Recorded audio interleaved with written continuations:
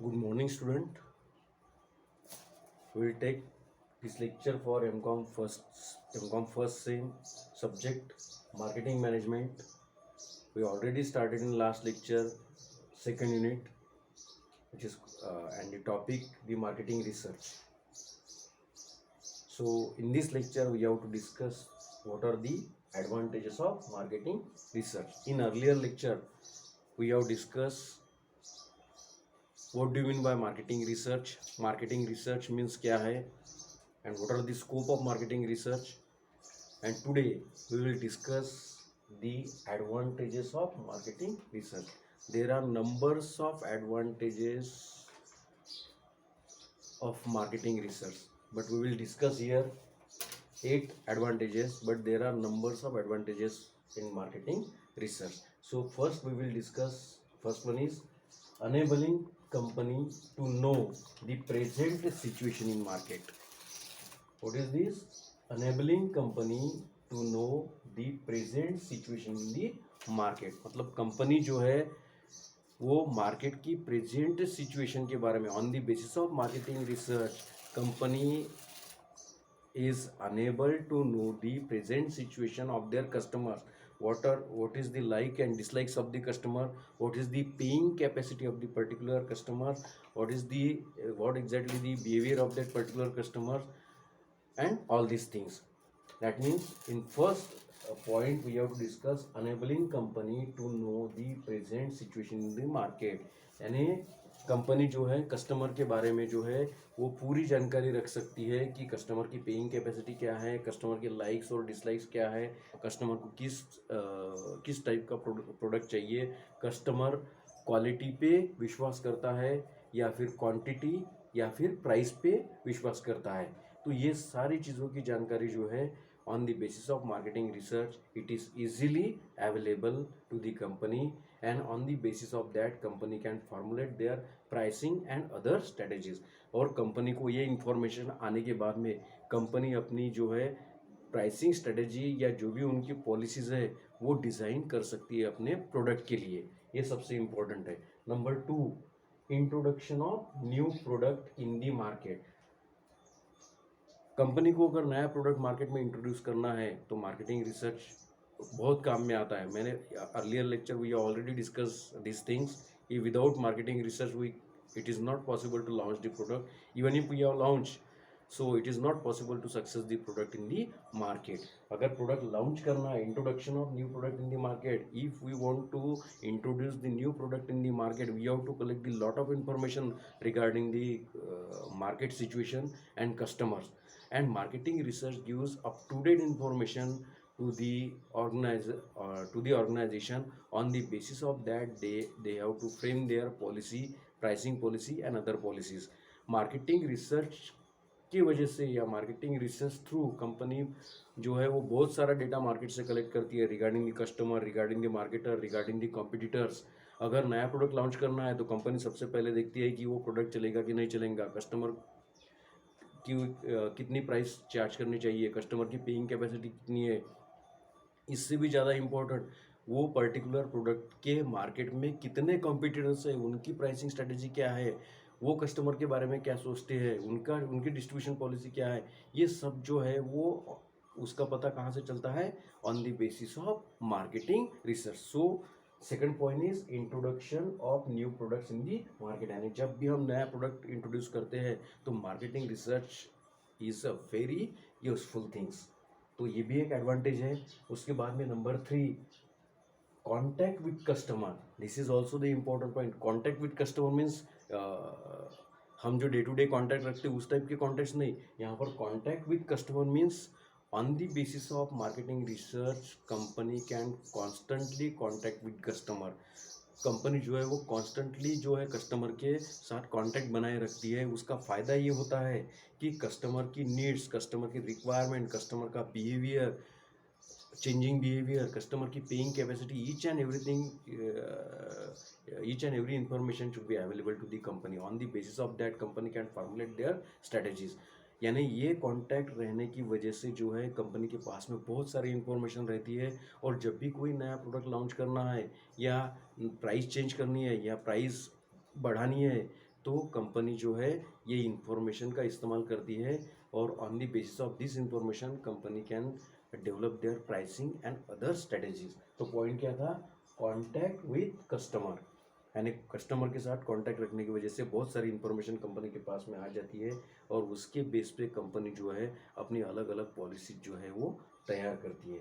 उसके बाद में channels of distribution, numbers of channels of distributions available in the market which reach the product to the customers। जो product produce होता है वो प्रोडक्ट प्रोड्यूस होने के बाद में कस्टमर तक पहुंचाने के लिए जो मेडिएटर्स होते हैं, this mediators is called as the channels of distribution.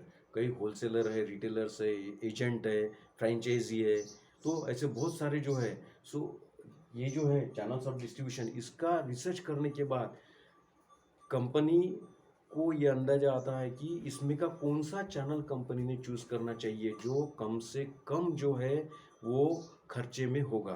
To types of evaluations is necessary in this channels of distribution। first one is the channels of distribution must be as effective as possible। मतलब जो है उसकी efficiency बहुत ज़्यादा रहनी चाहिए। यहाँ से माल निकलने के बाद जितना जल्दी वो पहुँचेगा डेस्टिनेशन पे उतना ज़्यादा अच्छा है। मतलब वो क्या हो गया, efficiency of the particular channel. And second one is the cost, the cost should be as low as possible. क्या बोला मैंने, चैनल्स ऑफ डिस्ट्रीब्यूशन में there two types of evaluation is necessary.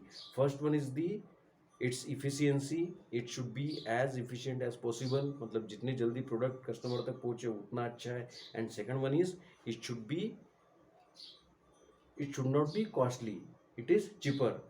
तो चैनल्स ऑफ डिस्ट्रीब्यूशन का study करने के बाद, उसका रिसर्च करने के बाद में कंपनी के पास में इंफॉर्मेशन आती है कि किस प्रकार का डिस्ट्रीब्यूशन चैनल्स हम चुने ताकि हमारा प्रोडक्ट जल्दी से जल्दी कस्टमर तक पहुंचे और कम कीमत पर पहुंचे। इसलिए वो कॉम्पिटिटर्स जो है उनका स्टडी करती है कि वो किस प्रकार का जो है डिस्ट्रीब्यूशन चैनल्स इस्तेमाल कर रहे हैं। फिर जो भी उसमें से उनको अच्छा लगता है तो वो कंपनी चूज करती है अपने डिस्ट्रीब्यूशन चैनल्स के लिए।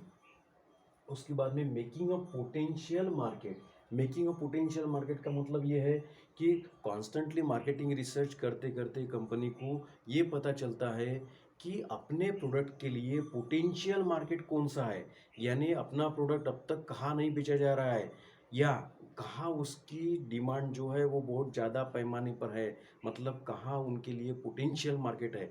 अब ये बैठे बैठे तो इन्फॉर्मेशन आएंगी नहीं, जब कंपनी कॉन्स्टेंटली रिसर्च करेंगी, वो रिसर्च करने के बाद कंपनी को पता चलता है कि हमारे प्रोडक्ट के लिए यहाँ बहुत सारा मार्केट है, बहुत पोटेंशियल मार्केट है, यहाँ पर हम ज़्यादा से ज़्यादा प्राइस चार्ज करके भी हमारा प्रोडक्ट हम बेच सकते हैं। इस प्रकार की इंफॉर्मेशन कंपनी को थ्रू मार्केटिंग रिसर्च ही मिलती है। इसलिए यहाँ पे बोला है मेकिंग अ पोटेंशियल मार्केट, कि ऐसे पोटेंशियल जहाँ जहाँ अपने प्रोडक्ट के लिए मार्केट है ऐसे पोटेंशियल मार्केट ढूंढ के निकालना, ये भी मार्केटिंग रिसर्च का एक एडवांटेज है। उसके बाद में minimise the cost of marketing. On the basis of marketing research company can collect a lot of information. On the basis of that, company are able to define which types of channels is less costly। So minimise the cost of marketing. Marketing के लिए जो है, marketing करने के लिए किस प्रकार के चैनल्स का इस्तेमाल करना चाहिए ताकि हमारा प्रोडक्ट कम से कम कीमत में जो है वो कस्टमर के हाथ में पहुँचे और जल्दी से जल्दी पहुँचे। ये भी इंफॉर्मेशन किसके थ्रू मिलती है, ये भी इंफॉर्मेशन मार्केटिंग रिसर्च थ्रू ही मिलती है। उसके बाद में रिडक्शन इन कंपटीशन, इसके पहले ही हमने डिस्कस किया। ये पॉइंट क्या है, रिडक्शन इन कंपटीशन, यानी मार्केटिंग रिसर्च की वजह से कंपटीशन रिड्यूस होती है। कंपटीशन रिड्यूस कैसे होती है, क्योंकि हमारा कॉन्स्टेंटली वॉच रहता है मार्केट पे, हम कॉन्स्टेंटली वॉच करते हैं थ्रू मार्केटिंग रिसर्च, इसलिए हमको पहले से पता चल जाता है अगर कोई नया प्रोडक्ट, अपना कॉम्पिटिटर प्रोडक्ट मार्केट में अगर लॉन्च होने वाला है तो इसकी इन्फॉर्मेशन भी हमको पहले से मिल जाएंगी, क्योंकि हमारा कॉन्स्टेंटली वॉच है मार्केट पे। तो जैसे ही हमको पता चला कि हमारा कॉम्पिटिटर्स प्रोडक्ट मार्केट में आ सकता है तो हम क्या कर देंगे, हम हमारे प्रोडक्ट की प्राइस कुछ समय के लिए कम कर देंगे ताकि वो जो नया प्रोडक्ट आ रहा है उसको एकदम रिस्पॉन्स ना मिले और उसका इम्पैक्ट हमारे सेल्स पर ना हुए। अब ये किसकी बदौलत मिल रहा है? ये on the basis of marketing research, क्योंकि हमको ऐसी इन्फॉर्मेशन मिली कि एक नया प्रोडक्ट लॉन्च होने वाला है जो बिल्कुल हमारा कॉम्पिटिटिव प्रोडक्ट है, तो हमने क्या कर दिया, हमारे प्रोडक्ट की प्राइस कम कर दी। अब कम करने की वजह से वो नया प्रोडक्ट जो है उसको अड़चन हो गई कि यहाँ वो लॉन्च उतने अच्छे से नहीं हो सका जितना होना चाहिए। लेकिन ये किसकी वजह से हुआ? ये मार्केटिंग रिसर्च की बदौलत हुआ। और कुछ समय के बाद फिर से हम क्या करेंगे, फिर से हम प्राइस अपनी बढ़ा देंगे। तो ये जो है ये एक एडवांटेज है कि रिडक्शन इन कंपटीशन। तो ये किसकी वजह से हुआ, हम किसकी वजह से कंपटीशन रिड्यूस हुई? Only and only on the basis of marketing research. और उसके बाद में जो है 8वां पॉइंट हम देख रहे हैं, need oriented product. Need oriented product means product should be as per the requirement likes and likes of the customers. Customer को जिस प्रकार का प्रोडक्ट चाहिए उस प्रकार का हम प्रोडक्ट बना सकते हैं। यानी हमारा कॉन्स्टेंटली वॉच रहता है मार्केट के ऊपर on the basis of marketing research. तो हमको इन्फॉर्मेशन कस्टमर से मिलती है कि कस्टमर को किस प्रकार का प्रोडक्ट चाहिए। तो कई बार ऐसा होता है कि कंपनी जाती है कोई अलग प्रोडक्ट बनाने के लिए, लेकिन कंपनी को इस प्रकार की इन्फॉर्मेशन मिलती है कि ये प्रोडक्ट चलेगा नहीं, कस्टमर की जो डिमांड है वो अलग टाइप के प्रोडक्ट की है। तो जो है वो कंपनी जो है वो उस टाइप का प्रोडक्ट जो है वो बनाती है। तो नीड ओरिएंटेड प्रोडक्ट जो है वो मार्केटिंग रिसर्च से ही होता है। जैसे हम सैनिटाइज़र का इस्तेमाल करते थे, अब फिलहाल की सिचुएशन छोड़ दीजिए, थोड़ा अगर 1-2 साल पहले अगर जाएंगे तो सैनिटाइज़र का इतना इस्तेमाल नहीं था। हम क्या यूज़ करते थे, हैंड वॉश इस्तेमाल करते थे। तो हैंड वॉश के लिए जो है वो हर जगह जो है हैंड वॉश के साथ जो है पानी लगता है।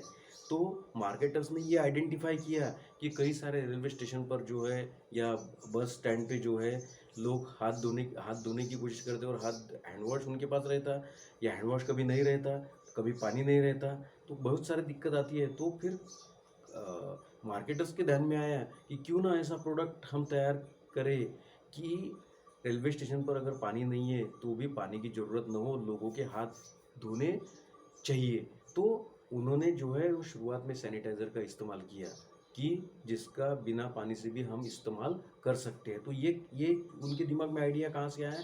ये उनके दिमाग में आइडिया वहीं से आया कि मार्केटिंग रिसर्च करते करते उनको ऐसे पता चला कि इस प्रकार का ये हो सकता है। कई बार जो है मोबाइल जब इंट्रोड्यूस हुआ तब सिंगल एक सिम का था, 2 सिम की आइडिया कहाँ से आई? 2 सिम की आइडिया भी वहीं से आई। कई जो जगह जो रिप्रेजेंटेटिव मार्केटिंग रिसर्च के जो एग्जीक्यूटिव्स थे वो जब काम कर रहे थे उनके ध्यान में आया कि बिजनेसमैन जो है वो 2-2 मोबाइल संभाल रहा है, क्योंकि एक मोबाइल में एक ही सिम आता। तो कई बार जो है उसका जो दुकान बंद करने के बाद जो है वो मोबाइल उसका जो बिज़नेस के लिए इस्तेमाल कर रहा है वो स्विच ऑफ कर देता और दूसरा मोबाइल जो है वो अपने साथ लेके जाता था। तो ये सब जो है ये क्यूरीज जो है वो मार्केटिंग रिसर्चर के ध्यान में आई। उन्होंने वो क्यूरीज जो है अपने जो कंपनी है उनको बताई और फिर कंपनी ने वैसा दिमाग लगाया कि क्या ऐसा नहीं हो सकता है कि एक ही मोबाइल में 2 सिम हम डालें तो वो पर्टिकुलर पर्सन को 2 मोबाइल लेने की ज़रूरत नहीं होंगी।